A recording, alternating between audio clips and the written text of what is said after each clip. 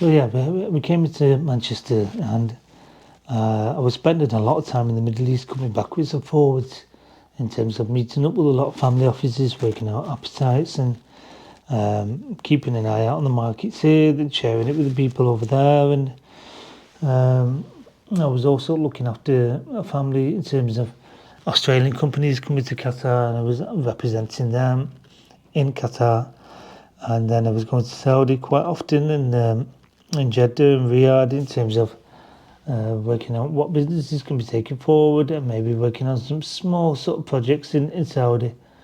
And then came back to Manchester, and there was a site that I'd always had my eye on, which was slightly high risk type position. So it's a site that we bought. It's an old pub that's been empty for some 20 years in Hume, right next to the university. It's a good location, and it screams to you that it wants to be a student site. We actually we acquired it again with some investors behind it, and we went for the planning, but it took 4 years to get planning on that site. So we now have planning, but it's actually gone into judicial review, so which will take another 9 to 12 months to resolve. And eventually then we can get that project developed and move on with that, which is a purpose-built student accommodation for some 176 apartments. And then we bought another site in Old Trafford, next to Manchester United football ground on Warwick Road. That had planning again for 89 apartments. Again, similar scenario. It was in receivership. It had to be acquired on conditional, but with some slight technicalities off. Because it was receivership, it had to go through a court process. So it was the case of we had to put the money up front in terms of deposits, and it took 6 months to complete on it.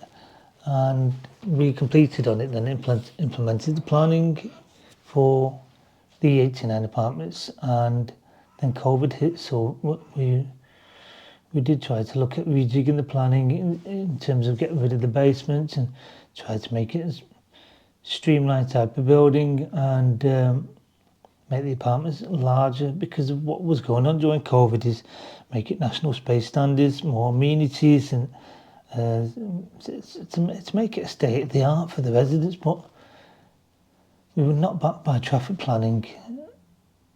I think I went in for the original amendment. It said no chance. They wanted it as a new planning. So we went in for a new planning, and then it was all positive until right at the last stages. And then they said they wanted a big portion for affordable housing, and they really stuck the hand out for affordable housing, which just rendered the project completely unviable. It was very frustrating. It lasted for about 18 months to 2 years. When it eventually did get to planning, it was slandered by the councillors in terms of not enough affordable housing was being offered. I did offer 10% on it on the end, and they said it was nowhere near enough, and who did developers think they are? And so they refused it. Even though we already had planning for a 12-storey block of apartments with 89 apartments, it was refused on it. I think 13-storey for 88 apartments, but with a lot of amenities and 10% affordable, and quite a significant chunk of Section 106 payments. So I thought it was actually going to be benefiting a lot more for the local council, local residents. When it was refused, I went to appeal, written appeal. That was refused as well. So all in all, it took about 3.5 years to get to that stage. Obviously, the investors were quite keen to get out of it now, and it was just proving too much, because we did have original contractors' prices, but I think the investors, the appetites had changed during the COVID. So we managed to exceed a reasonable profit, to be honest with you.